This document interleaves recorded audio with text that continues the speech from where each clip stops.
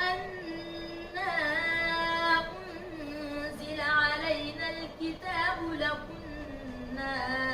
أهدى منهم فقد جاءتكم